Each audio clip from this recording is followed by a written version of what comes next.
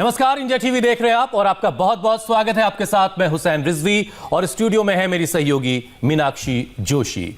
जिंदगी में सब कुछ कैलकुलेशन पर टिका है, बात चाहे हेल्दी लाइफस्टाइल की हो या फिर सोशल इकोनॉमिक ग्रोथ की। जिनका कैलकुलेशन यानी बजट सही होगा वो जिंदगी में कामयाब जरूर होंगे और जिनका बजट बिगड़ा उनका हर मोर्चे पर संघर्ष तय है। ऐसे में सवाल है कि आखिर बजट बिगड़ता ही क्यों है? वजह बहुत साफ है। जब अपनी स्ट्रेंथ और रिसोर्स को बिना पहचाने हम बजट बनाते हैं, रेजोल्यूशन के लिए जाते हैं, तो बजट हमारा बिगड़ जाता है।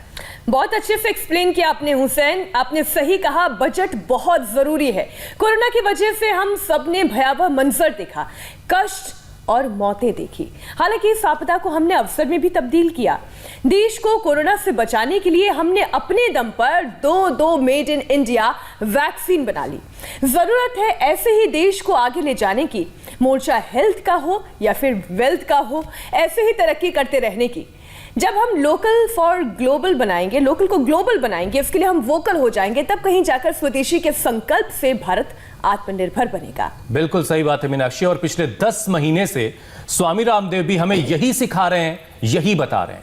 आज बजट डे पर स्वामी रामदेव एक बार फिर हमें बताएंगे सेहत के साथ साथ अर्थव्यवस्था की सेहत को कैसे हम ठीक कर सकते हैं, कैसे अर्थव्यवस्था को सेहत की वैक्सीन लगाई जा सकती है, योग और आयुर्वेद के जरिए कैसे भारत तरक्की करेगा, कैसे योग के जरिए प्रोडक्टिविटी, क्रिएटिविटी, क्वालिटी और पॉजिटिविटी बढ़ेगी, कैसे योग के साथ साथ उद्योग और जिंदगी चलेगी। ये सब कुछ बताने के लिए स्वामी रामदेव इस वक्त हमारे साथ जुड़ चुके हैं। स्वामी जी, बहुत बहुत स्वागत है आपका। बहुत बहुत स्वागत, प्रणाम स्वामी जी।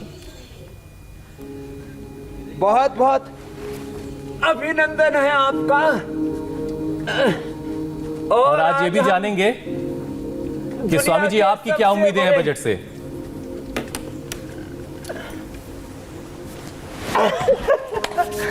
देखो, हम तो ना उम्मीद कभी होते ही नहीं। पहले तो आप सोच रहे होंगे ये मैं हूं कहां।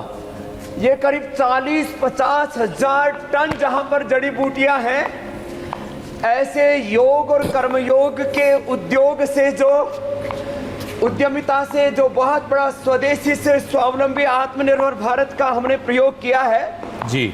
मैं उसी पतंजलि आयुर्वेद के परिसर में, ये तो जड़ी बूटियों का गोदाम था, फिर ये बहुत बड़ा करीब आधा किलोमीटर लंबा है ये पतंजलि आयुर्वेद का दंत कांति का प्लांट है, जिसने विदेशी कंपनियों के दांत खट्टे कर रखे हैं। और मेरी उम्मीद तो एक ही है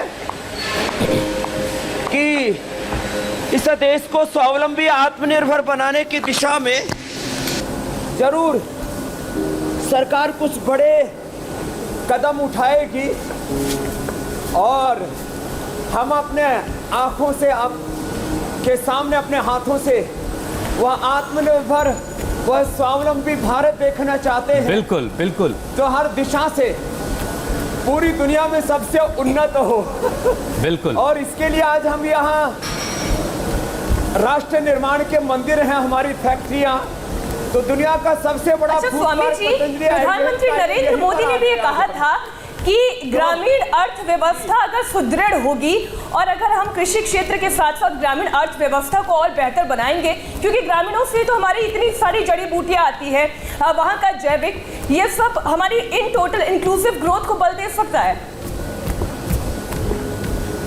और इसी में मीनाक्षी एक और चीज जोड़ देता हूँ स्वामी जी, बस सबसे कुछ देर में मीनाक्षी जी, हमें योगिक जोगिंग सूर्य नमस्कार करते हुए, आज योग करते हुए इस उद्यमिता पर ही बात करनी है। पूरी दुनिया में करीब 100 लाख करोड़ रुपए से ज्यादा का ये जड़ी बूटियों का, हेल्थ का, ये पूरा का पूरा आरोग्य का एक बहुत बड़ा, यद्यपि भारत में तो हमने आधार तैयार कर ही दिया है, बाजार तैयार कर ही दिया है, पूरी दुनिया में भी नेचुरल मेडिसिन के प्रति करीब 70% लोगों का रुझान है। और इसमें भारत यदि अग्रेसिवली आगे चलेगा तो इतना बड़ा कार्य होगा जिसकी कल्पना कोई नहीं कर सकता। इतना बड़ा कार्य, इतना बड़ा इसका बाजार और आधार है। हमने देश को और दुनिया को यद्यपि बाजार नहीं माना है, स्वामी जी हमने एक उसको और परिवार माना है और उपचार और उपकार की भावना से स्वामी जी एक कल्पना और कर लेते हैं, क्योंकि अब से कुछ ही देर में बजट पेश होने वाला है और हर एक सेक्टर की नजरें इस वक्त बजट पर हैं कि बजट में उन्हें क्या मिलेगा, और इस वजह से बहुत सारे लोगों का ब्लड प्रेशर इस वक्त हाई होगा, बहुत सारे लोगों को स्ट्रेस और टेंशन भी सता रही होगी। तो सबसे बड़ा चैलेंज तो अभी ये कि उनकी थोड़ी मदद की जाए कुछ योगाभ्यास के जरिए। तो आप उनके लिए कैसे कौन कौन से योगाभ्यास बताएंगे जो अभी इस वक्त जिनका ब्लड प्रेशर बढ़ रहा है बजट को लेकर के, स्ट्रेस और टेंशन में? चाल चलवा दी शो की शुरुआत में ही। तो सबसे पहले सारी बीमारियों का शीर्षासन कराने के लिए ही दुनिया से उल्टी चाल में चल रहा हूँ। दुनिया पैरों पर चल रही थी, मैं हाथों पर चल रहा हूँ। आपने देखा मयूर चाल, फिर मैं योगिक जॉगिंग कर रहा हूँ, फिर अभी सूर्य नमस्कार। ये सुबह सुबह उठ करके जो योग कर लेगा ना हुसैन भाई, उसका प्रोडक्टिन, कार्टिसोल, एसिटियस, ये एड्रेनलिन, ये स्ट्रेस हार्मोन से नहीं बढ़ेंगे, बीटा एंडोर्फिन, इनकैफ्रिन, सेरोटोनिन, डोपामिन, अच्छे हार्मोन्स बढ़ेंगे। और आपकी इजाज़त हो तो आज मैं एक युवाओं को और इससे देश के उद्यमियों को एक संदेश देना चाहता हूँ। बिल्कुल और जो स्वामी जी। यंग स्टार्स, नए एंटरप्रेन्योरशिप के नए नए बाजार आधार खड़े कर रहे हैं, उनके लिए एक छोटा सा मेरा संदेश है। बजट में चाहे जो आए, अच्छी बात, अच्छा ही बजट बनाएंगे। मोदी जी एक बहुत अच्छे इंसान, एक अच्छे प्रधानमंत्री हैं, लेकिन जो हो, एक गीत सुनाता हूँ, उठ जाग युवा मत हो अधीर, हमें बन कर्म वीर, लंबे लंबे श्वासों के साथ रोज योगिक जॉगिंग सूर्य नमस्कार करना है। और ये एक संदेश है, जरा युवाओं तक पहुंचना चाहिए। इंडिया टीवी के माध्यम से पहुंचा ही रहे, देश को जगा रहे हैं, उसको कर्मवीर बना रहे, उसके भीतर योग शक्ति, राष्ट्रभक्ति जगा रहे हैं। उठ जाग युवा बन कर्मवीर, उठ जाग युवा, उठ जाग युवा बन कर्मवीर, उठ जाग युवा, तज दे प्रमाद को दे विशाल, तज दे प्रमाद को दे विशाल, मत हो निराश मत हो अधीर, उठ जाग युवा, उठ जाग युवा बन कर्मवीर, उठ जाग युवा, उठ जाग युवा बन कर्मवीर, उठ जाग युवा। क्यों बोल रहा है कर्मभूमि, क्यों बोल रहा यह कर्मभूमि, मानव जीवन का यही लक्ष्य, क्यों बोल रहा यह कर्मभूमि, मानव जीवन का यही लक्ष्य, क्यों विमुख हुआ। स्वामी जी आज एक और बड़ा सवाल है, क्योंकि आपकी नजरें बहुत दूर तक देख रही हैं, आप त्राटक भी करते हैं और बहुत सारे लोगों को त्राटक करवा रहे हैं। तो एक बहुत बड़ा सवाल ये है स्वामी जी कि आत्मनिर्भर भारत कैसे और कब तक बन पाएगा, और सरकार को, हमारी सरकार को इसके लिए कौन कौन से योग करने पड़ेंगे?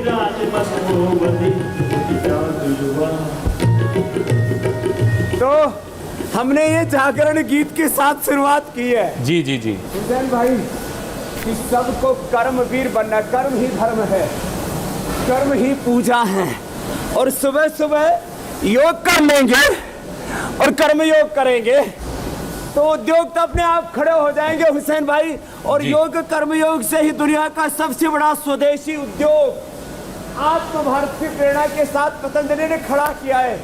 मात्र गीत नहीं है ये, लंबे लंबे श्वासों के साथ। स्वामी जी आप तक मेरा सवाल पहुंचा था, शायद आवाज में शायद, और युवाओं का शौर्य भी जगाया। स्वामी जी मैं ये जानना चाह रहा था, देखिए आज बजट आ रहा है तो बहुत सारे सवाल उससे जुड़े हुए हैं।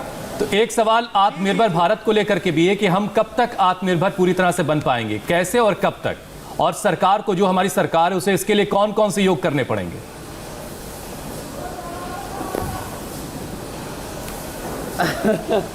इसके लिए सरकार को, जो हमारा ग्रामोद्योग है, लघु उद्योग है, ग्रामीण भारत की अर्थव्यवस्था है, देखो आज से मैं 50 साल पहले के भारत की बात करता हूँ, 40 साल पहले का भारत।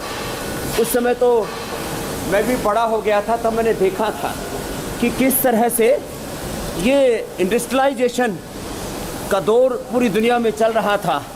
और मैं एक बात यही कहना चाहता हूँ कि इस पूरे प्रकल्प में हमें स्वदेशी को सबसे ऊपर रखना पड़ेगा। आदरणीय मोदी जी ने वोकल फॉर लोकल, जो मीनाक्षी जी ने भी प्रारंभ में कहा, वोकल फॉर लोकल, और लोकल को बनाना हमें ग्लोबल। और उसके लिए सरकार की नीतियाँ ऐसी हो कि जो विदेशों से सामान इंडिया में इंपोर्ट करते हैं उसके ऊपर ज़्यादा से ज़्यादा ड्यूटी लगे और जो बाहर हम सामान भेजते हैं दुनिया में उसके ऊपर ड्यूटी फ्री हो, और उसके ऊपर जो है किसी भी प्रकार के टैक्सेशन से लेकर के तमाम तरह के जो अलग अलग खर्चे हैं, जो युवा हैं वो शीर्षासन भी कर ले, उनसे उनको मुक्ति मिले, उनको इलेक्ट्रिसिटी ज़मीन से लेकर के बहुत तरह की सुविधाएं अभी भी दी है सरकार ने, यद्यपि और दे। और ग्रामोद्योग, लघु उद्योग को सबसे ज़्यादा प्रोत्साहन मिले। और ईस्ट इंडिया कंपनी से लेकर के वर्तमान में जितनी भी बड़ी बड़ी कंपनियां, किसी का नाम नहीं लूँगा मैं सुबह सुबह उन्होंने करीब 1000 लाख करोड़ रुपए की लूट किए इस देश में। इसके मुकाबले स्वदेशी उद्योगों को खड़ा करने के लिए सरकार को हर भरसक प्रयास करना चाहिए हुसैन भाई। और एक चीज़ जो और मैंने गौर की, आपने एक बात अहम ये कही कि एक्सपोर्ट्स जो हम करते हैं उस पर से अलग अलग तरह की जो तमाम ड्यूटीज़ लगती हैं उसमें सरकार को थोड़ी राहत देनी चाहिए ताकि हम एक्सपोर्ट और बेहतर तरीके से एक बात मैं हुसैन और ऐड करना चाहती हूँ कि केवल ये ज़रूरी नहीं है कि हमारा जो है सामान जो है स्वदेशी सामान ज़्यादा मात्रा में बने और बिके, हमें प्रोडक्शन क्वालिटी पर भी उतना ही जोर देना होगा स्वामी जी, क्योंकि लोग अक्सर ये कहते हैं कि भाई ये तो एक्सपोर्ट का माल है, ये ज़्यादा काबिल माल है, ये ज़्यादा बेहतर माल है। प्रोडक्शन की क्वालिटी पर भी उतना ही ध्यान देना होगा और ज़्यादा मेरे ख्याल से हमें शोध करने होंगे। ये अच्छा सवाल है, इसका जवाब ले लेते हैं स्वामी जी से। क्वालिटी के मामले में स्वामी जी अभी हम कहाँ हैं?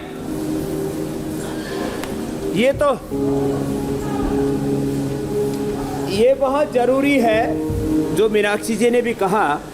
हम यदि दुनिया से मुकाबला करना चाहते हैं तो साइंस में, टेक्नोलॉजी में, क्वालिटी में, सब, चाहे वो रॉ मटेरियल प्रोक्योरमेंट है, चाहे वो चाहे मैन्युफैक्चरिंग है, चाहे सप्लाई चेन है, चाहे नए नए इनोवेशंस हैं, उसके साथ हमें आगे बढ़ना पड़ेगा। 0% टॉलरेंस होना चाहिए क्वालिटी को लेकर के, तभी हम बड़े बड़े कीर्तिमान खड़े कर सकते हैं। और मैं कोई अपनी पढ़ाई के लिए नहीं कह रहा हूँ, हमने यदि विदेशी कंपनियों की जड़ें उखाड़ी हैं और उनको पछाड़ा है और उनका विकल्प दिया है। आज यहाँ पर आप देख रहे हैं, ये तो थोड़ा सा हमने एक छोटा सा स्टॉल लगाया हुआ है आत्मनिर्भर भारत के एक आइडियल के तौर पर। हमने जो दंत कांति, केश कांति से लेकर के और सारे natural cosmetic, natural food, natural medicine, उसका एक बहुत बड़ा प्रतीकात्मक यहाँ पर एक प्रदर्शनी का आप दर्शन कर सकते हो। और इसका उद्देश्य यही है कि हम देश में ऐसे कीर्तिमान बना सकते हैं क्वालिटी के साथ। और कि हम स्वामी जी वो दिख भी रहा है, से लेकर के वो नजर भी आ रहा है, से लेकर के कोलगेट से लेकर के नेस्ले से लेकर के उन तमाम कंपनियों के सामने एक विकल्प हमने उपस्थित कर दिया। मजबूत विकल्प पेश किया आपने स्वामी जी। के बिना तो कुछ बनेगा नहीं जी। स्वामी जी, आप हमेशा से स्वदेशी के जरिए आत्मनिर्भर बनने की बात करते आए हैं और आपकी कोशिश बहुत कामयाब है, ये भी नजर आ रहा है। लेकिन आपकी भी बजट से अपनी उम्मीदें होंगी और लोकल प्रोडक्ट को बजट से किस तरह की उम्मीदें हैं इस बार? क्योंकि अलग अलग जो तमाम प्रोडक्ट्स हैं स्वामी जी, उसके लिए भी बहुत सारे अलग अलग नीति और नियम होते हैं, तो लोकल प्रोडक्ट्स के लिए आपकी क्या उम्मीदें हैं बजट से?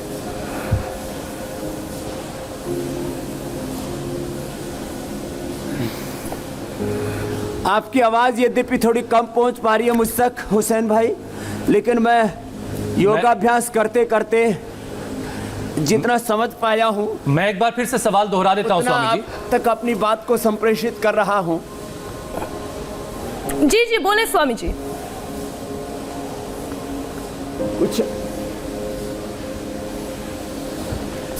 कि हमें अपने उत्पादों से लेकर के, ये तो योगाभ्यास तो मैं इसलिए बता रहा हूँ, चाहे बजट का डे हो, चाहे गणतंत्र दिवस हो, चाहे स्वतंत्रता दिवस हो, होली हो, दिवाली हो, हमें योग तो छोड़ना है नहीं। और हमने ये योग तो किया ही है। आज भी बजट के दिन भी हम ये कह रहे हैं, आप यदि योग करेंगे तो जैसा भी बजट आए, अच्छा ही बजट आएगा। आप अपसेट नहीं होंगे बजट के कारण से, क्योंकि आप यदि योग करते हैं तो आप फिट रहेंगे फिजिकली, मेंटली, और हर चुनौती के लिए, हर संघर्ष के लिए आप तैयार रहेंगे।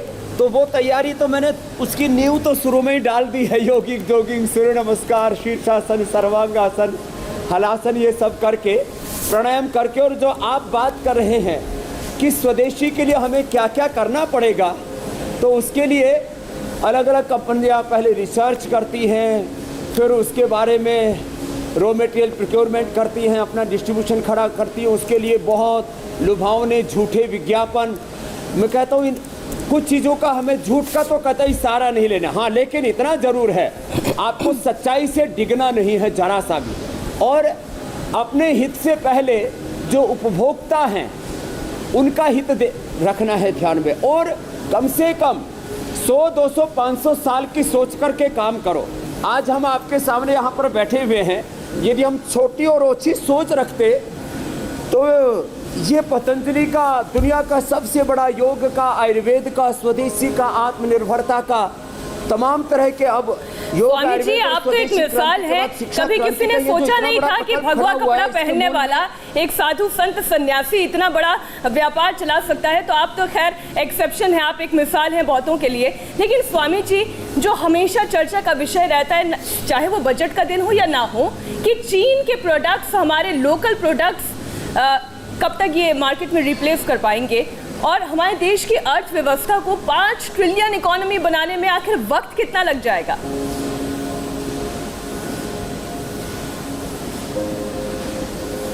अब ये जो एक बड़ी सोच है मीनाक्षी जी की 5 ट्रिलियन की इकोनॉमी बनाने में किस किस को क्या क्या जिम्मेदारियां लेनी है, मैं तो एक ही बात समझा हूँ, योग करते करते सुबह से शाम तक 16 से 18 घंटा मैं कर्मयोग और उद्योग करता हूँ, उद्यमशीलता के साथ आगे बढ़ता हूँ।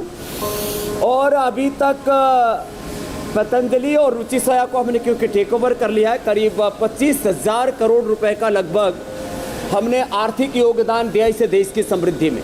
जो आने वाले 5 सालों में हमारा विचार है कि ये 1 लाख करोड़ से भी ज़्यादा तक की गति पकड़े, और उसके लिए एग्रीकल्चर से लेकर के, इंडस्ट्री से लेकर के, हेल्थ से लेकर के, एजुकेशन से लेकर के, रिसर्च से लेकर के, इन्वायरमेंट से लेकर के, ग्रामोद्योग से लेकर, लघु उद्योग से लेकर के, विविध दिशाओं में, और ऑयल पाम प्लांटेशन में इस देश को आत्मनिर्भर बनाने से लेकर के करीब 2 लाख करोड़ रुपए का धन, हमारा देश की दौलत हमारी बाहर जा रही है। इससे देश को बचाने तक एक, और देश के आम लोगों में ये संकल्प जगाने तक कि मैं एक अनपढ़ माँ बाप के घर में पैदा हुआ, पूज्य आचार्य बालकृष्ण जी, हम लोग एक छोटे से चौकीदार जमींदार के घर से पैदा होकर यहाँ तक पहुँचे और इतना बड़ा उद्योग खड़ा कर दिया कि एमएनसीज को हमने टक्कर ही नहीं दे दी, उनको धराशायी भी कर दिया है। जल्दी उनके मोक्ष होने की प्रार्थना कर रहे हैं। इसके लिए एक बड़ा संकल्प चाहिए, और उसको पूरा करने के लिए अखंड कर्म, मैं तो कर्म को ही धर्म मानता हूँ। स्वकर्मणा तम अभ्यर्च्य सिद्धिम विन्दति मानव कुंड्रवन्य वेह कर्माणि जिजी विच्छेद क्षतं समा स्वेन क्रतुना संवदेता नियतम कुरु कर्म त्वं योगस्थ कुरु कर्माणि। तो भस्त्रिका प्राणायाम कर लेते हैं थोड़ा सा। और आज मेरा कुछ गाने का, गुनगुनाने का मन कर रहा है। ये गीत बहुत लोगों ने गाया है, जरा मैं भी गाता हूँ। भस्त्रिका और कपालभाति तो करना ही है। तेरा वैभव अमर रहे माँ, हम दिन 4 रहे ना रहे। और इसके लिए क्या करना पड़ेगा हमें? पथ का अंतिम लक्ष्य नहीं है सिंहासन चढ़ते जाना, सकल समाज को लिए साथ में आगे है बढ़ते जाना। सबको साथ में लेकर के, ये सरकार ने भी नारा दिया हुआ, सबका साथ, सबका विकास, सबका विश्वास। तो चलो भस्त्रिका कपालभाति के साथ आपको 2 लाइन सुनाता हूँ, बड़ी अच्छी लगेगी बिल्कुल आपको। बिल्कुल स्वामी जी। पथ का अंतिम लक्ष्य नहीं है सिंहासन चढ़ते जाना। पथ का अंतिम लक्ष्य नहीं है सिंहासन चढ़ते जाना। सकल समाज को लिए साथ में, सकल समाज को लिए साथ में, आगे है बढ़ते जाना। पथ का अंतिम लक्ष्य नहीं है सिंहासन चढ़ते। मैं इसको यूं बोलता हूँ, विकल्प रहित संकल्प मैंने ठान रखा है कि मुझे भारत को परम वैभवशाली बनाना। इसके लिए यह जन्म क्या अनेक जन्म लग जाए, ये गीत में गा रहा हूं मैं।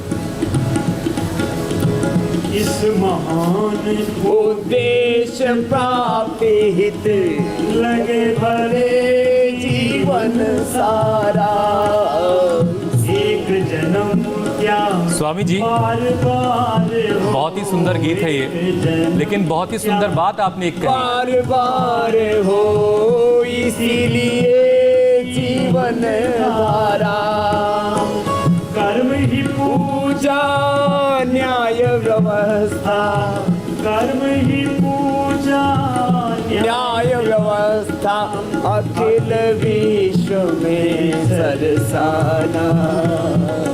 पथ का अंतिम लक्ष्य नहीं है सिंहासन चढ़ते जाना। बहुत सुंदर स्वामी जी। संकल्प के साथ आगे बढ़ना पड़ेगा बिल्कुल। हुसैन भाई, मीनाक्षी जी। बिल्कुल स्वामी जी, आपने एक बहुत सुंदर बात ये कही कि उपभोक्ता का ख्याल कंपनियों को रखना होगा, जबकि ज्यादातर मामलों में ये हम देखते हैं कि कंपनियां उपभोक्ताओं को लूटने में लगी रहती हैं प्रोडक्ट्स के जरिए, और कम से कम इस मामले में आप जो ख्याल रख रहे हैं वो बहुत अहम है।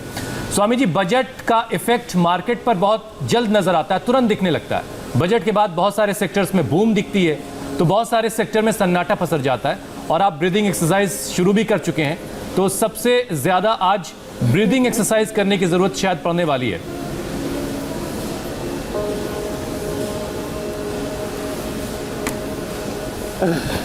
देखो,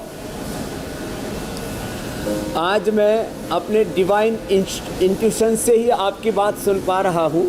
कुछ टेक्निकल प्रॉब्लम के कारण से आपकी पूरी बात नहीं मिल पा रही है, तो संकेत भर मिलते हैं, उसी से अपनी बात कह लेता हूँ। संकेत ही काफ़ी है स्वामी जी। कपालभाति, बाह्य प्राणायाम, उज्जाई, अनुलोम विलोम। अनुलोम विलोम मीनाक्षी जी आप कर लो,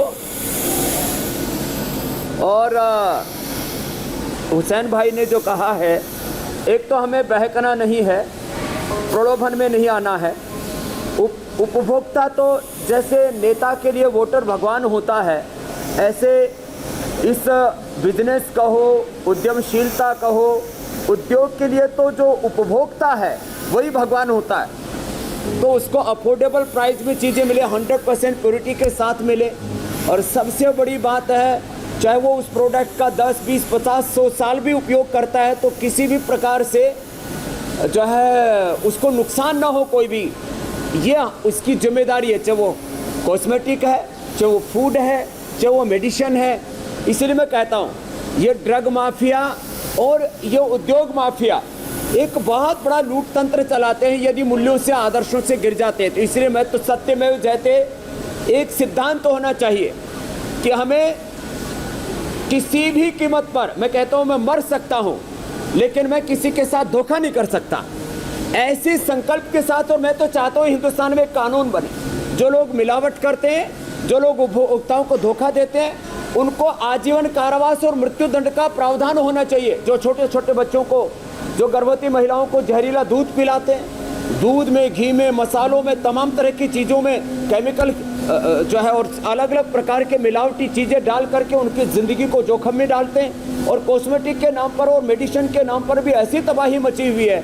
और इस सबका विकल्प देने के लिए हम संकल्प के साथ प्रतिबद्ध हैं। तो बस इतना ही कहूँगा कि यदि हम सच्चाई के साथ आगे बढ़ेंगे तो किसी भी तरह की कोई दिक्कत नहीं आ सकती कि भारत दुनिया की सबसे बड़ी आर्थिक महाशक्ति बने और 5 ट्रिलियन की इकोनॉमी बने। हुसैन भाई, बहुत शानदार स्वामी जी, और ये मांग आपकी बहुत जायज़ है, बहुत ज़रूरी है। हमसे जब कोई कहता है कि जहाँ पर दूध और दवाओं में मिलावट होती है वहाँ क्या उम्मीद की जा सकती है, तो ऐसे में ये जो मांग आपकी है बहुत मजबूती से ऊपर तक जानी चाहिए और इस पर गौर करके इस पर कोई कानून बनना चाहिए, बहुत ज़रूरी है स्वामी जी। लेकिन उद्यमियों के साथ, कारोबारियों के साथ आज किसानों की नज़र भी स्वामी जी बजट पर है, और इस कोरोना के दौर में, एक बड़ी चुनौती के दौर में सरकार के मंत्रियों को अर्थव्यवस्था को पटरी पर लाना है, उनको बहुत सारे योग करने पड़ेंगे, लेकिन हमारा किसान और हमारा जवान ये कैसे मजबूत होगा, इस पर भी कुछ आप अपनी राय दीजिए।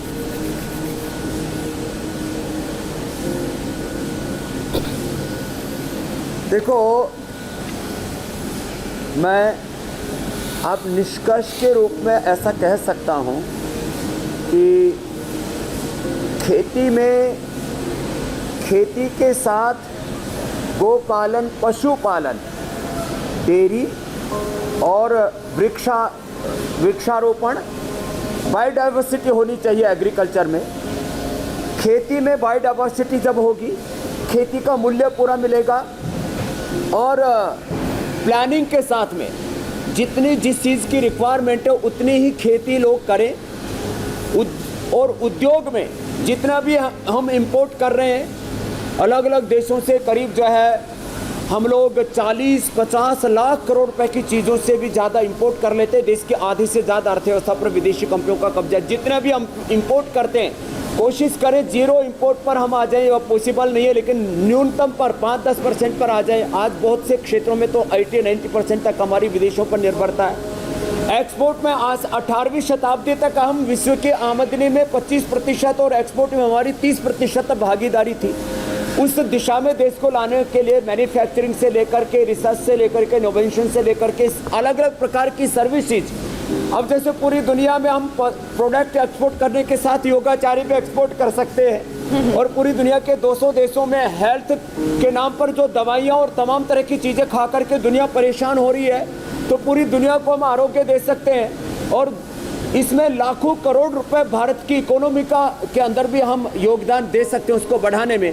तो माने एग्रीकल्चर से लेकर के, हेल्थ से लेकर के, सर्विस सेक्टर से लेकर के, मैन्युफैक्चरिंग से लेकर के, और जो डीजल, पेट्रोल, गैस से लेकर के खाद्य तेल हम बाहर से मंगा रहे हैं, उसको मैंने कहा बहुत बड़ा ये एक देश के लिए घातक है कि हम अलग अलग चीजों में लाखों करोड़ रुपए विदेश में दे देते हैं। और एक चीज अंतिम और कहता हूँ, ये बीड़ी, सिगरेट, शराब, इसको जितना हो सके भाई कम सेवन करो। इससे जीडीपी तो बढ़ती है लेकिन जिंदगियां बर्बाद हो जाती हैं। तो हमें नेगेटिव जीडीपी की तरफ भी नहीं जाना, ये थोड़ा सा दूसरा एस्पेक्ट है, वो भी मैंने कह दिया हुसैन भाई।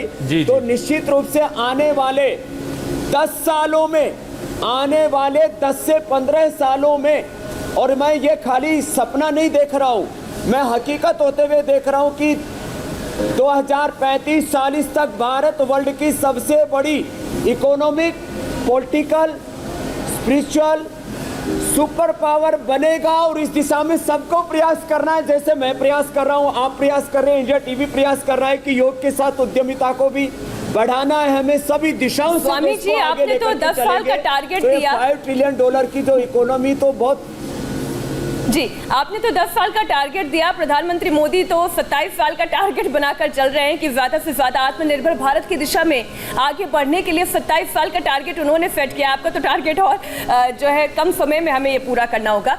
स्वामी जी, हमारी आबादी ही हमारी तरक्की का आधार है, और डेटा के मुताबिक तो हम विश्व के सबसे बड़े युवा देश कहे जाते हैं, और सर्विस सेक्टर में हम दुनिया में सबसे आगे भी हैं, जैसे IT प्रोफेशनल्स हैं।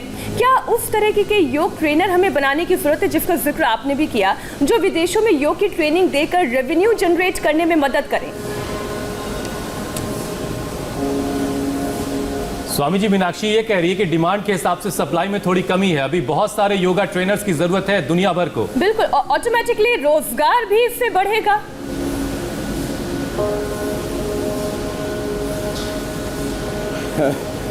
तो देखो, मैं योगी हूँ, इसलिए झूठ नहीं बोलूंगा, आज मैं आप दोनों को कुछ भी नहीं सुन पा रहा हूँ, अंदाजा लगा करके ही बोल पा रहा हूँ। अगर आप थोड़ा सुन पाए, सर्विस सेक्टर की हम बात कर रहे हैं। तो आप बोले या हुसैन बोले तो बस इतना ही कहूँगा कि अपने अपने हिस्से की जिम्मेदारी और भागीदारी ले ले कि मुझे मीडिया में, कार्यपालिका में, विधायी पालिका में, न्यायपालिका में जो है मुझे अपने अपने संगीत, साहित्य, कला के क्षेत्र में, अलग अलग क्षेत्रों में मुझे अपने हिस्से की ये जिम्मेदारी लेनी है। मैं यदि ये जिम्मेदारी ना लेता तो आज कहीं या तो कहीं खेत में हल चला रहा होता, यहाँ कहीं पत्थर तोड़ रहा होता। वो काम खराब नहीं है, लेकिन कुछ लोगों को बड़ी सोच के साथ तो आगे बढ़ना पड़ेगा और छोटे उद्देश्य के लिए जीवन को जीना ये जीवन का निरादर तिरस्कार है। इसलिए मैं एक ही बात कहूँगा, अपने अपने हिस्से की जिम्मेदारी लेके, जैसे मैंने जिम्मेदारी ली है कि मैं आने वाले 5 से 7 वर्षों के अंदर 1 लाख करोड़ रुपए से ज़्यादा का कंट्रीब्यूशन भारत की इकोनॉमी में, जीडीपी में दूंगा और विदेशी कंपनियों को धराशायी करना और उनका मुक्ति अभियान चलाना, उनका बहिष्कार और स्वदेशी के स्वीकार के द्वारा एक आत्मनिर्भर स्वावलंबी भारत को आगे बढ़ाना, ये तो एक छोटी सी बात है। इससे बड़ी बात ये है कि पतंजलि की तरह यदि 100-200 युवा भी खड़े हो गए इस देश के अंदर, तो इस देश को हम बहुत आगे ले जा सकते हैं। और मुझे विश्वास है 135 करोड़ लोगों में से कुछ युवक युवतियाँ जरूर ऐसे निकलेंगे जो योग और कर्मयोग पूर्वक उद्योगिता के, उद्यमशीलता के ऐसे कीर्तिमान बनाएंगे जिससे भारत आने वाले 5 वर्षों में, कोरोना ने झटका दे दिया, नहीं तो 2025 तक की हो जाती $5 ट्रिलियन की इकोनॉमी, आने वाले 2027 तक $5 ट्रिलियन की इकोनॉमी और 2035-40 तक हम वर्ल्ड की सुपर पावर बनेंगे, बशर्ते अपने अपने हिस्से की जिम्मेदारी लेकर के एक बड़ी भागीदारी हम इस राष्ट्र निर्माण में निभाएं। जैसे आज पतंजलि निभा रहा है, हमने दुनिया को सबसे बड़ा फूड पार्क दिया, दुनिया को सबसे बड़ा योग का, आयुर्वेद का, नेचुरोपैथी का इंस्टीट्यूट दिया, दुनिया को सबसे बड़ा रिसर्च सेंटर दिया, 100 से ज़्यादा नई मेडिसिन खोजी, आज भी एक नई मेडिसिन बताने वाला हूँ। और मैं कहता हूँ अपने घर में बनाओ। हमने लोगों को ऐसे सूत्र दे दिए हैं, लोग ये चीज़ अपने घर में करें। तो जैसे मैं बताता हूँ कि देखो, अपने घर में आप आंवला एलोवेरा कैसे बनाओ, घर में च्यवनप्राश कैसे बनाओ, घर के अंदर अपने कॉस्मेटिक कैसे बनाओ। आज सारे देश के आंखें और दांत खराब है, आंखों की दवाई मैंने कल बताई थी, अदरक, सफ़ेद प्याज और नींबू के रस के साथ शहद डाल करके। आज दांत की दवाई, ऐसे हम दांत, आंख, दिल, दिमाग सब कुछ लोगों के तंदुरुस्त रखे हुए हैं। आज दांतों को अच्छा बनाने के लिए, स्ट्रक्चर से लेकर कैरेक्टर को तंदुरुस्त रखने का नुस्खा, सारी दातुन करते हैं, इनको दांत साफ करने नहीं आते। तो आज हमने एक रखा है कि करोड़ों लोग अपने, स्वामी जी आपकी आवाज थोड़ी कम आ रही है, माइक थोड़ा करीब कर लीजिए। देखो ये हल्दी है,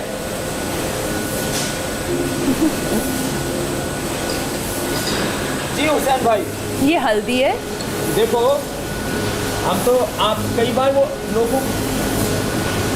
लोगों को कई बार ऐसे लगता है स्वामी जी मजाक में बता रहे हैं कि पतंजलि के उत्पाद नहीं खरीदना। मैं सच में बता रहा हूँ, पतंजलि के उत्पाद आपको खरीदने की ज़रूरत तभी पड़नी चाहिए जब आप घर में इनको ना बना सकें।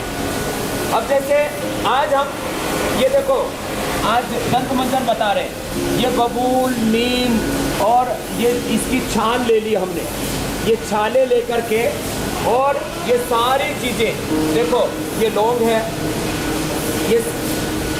ये अकरकरा है, ये लौंग, ये अकरकरा, ये सौंठ, ये दालचीनी, ये अजवाइन, ये बायबिडिंग, ये माजू फल, ये इतनी ज़बरदस्त मुलेठी, फिर इसमें पिपरमेंट और ये सब चीज़ें, फिटकरी, ये सब मिला करके हम तैयार करते हैं त्रिफला। और इसमें फिर ये भी सरसों का तेल मिला ले।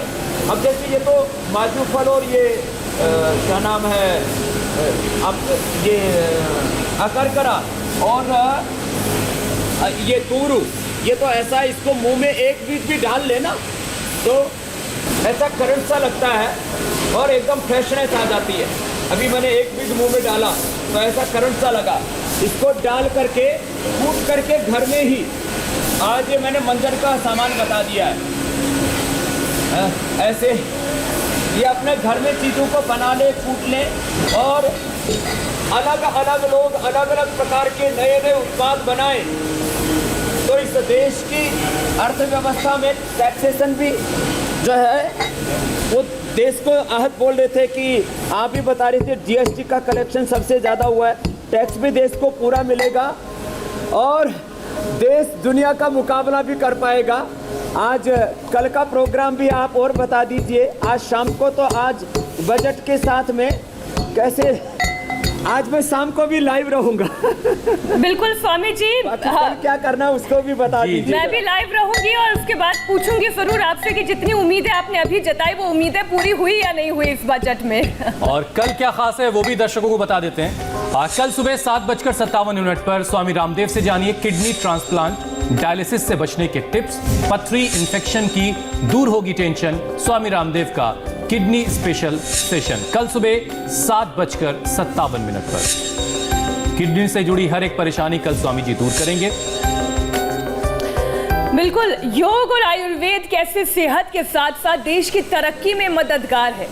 कुछ ही देर के बाद संसद में पेश होने वाले बजट से स्वामी रामदेव की क्या क्या उम्मीद है, ये सब कुछ जानने के बाद हम एक बार फिर योग पर खास शो में शाम 5 बजे स्वामी रामदेव के साथ जरूर हाजिर होंगे, जहां आम बजट पर स्वामी रामदेव से चर्चा करेंगे। तो आज शाम का कार्यक्रम भी हमारा बहुत खास है, आप देखना ना भूलिए। स्वामी रामदेव के साथ शाम 5 बजे हमारे खास शो।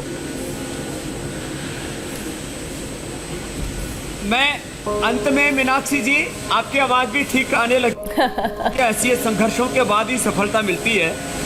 तो आज शाम को भी मिलेंगे और जाते जाते टिप देना चाहता हूँ, ये दंत कांति से भी अच्छा ये दंत मंजन, चाहे वो दिव्य दंत मंजन एडवांस, इसको ऐसे हाथ में लेके 5 मिनट तक, कम से कम 5-10 मिनट कुल्ला ना करें और बीच वाली जो सबसे बड़ी उंगली है उसे दांतों की मसाज करें।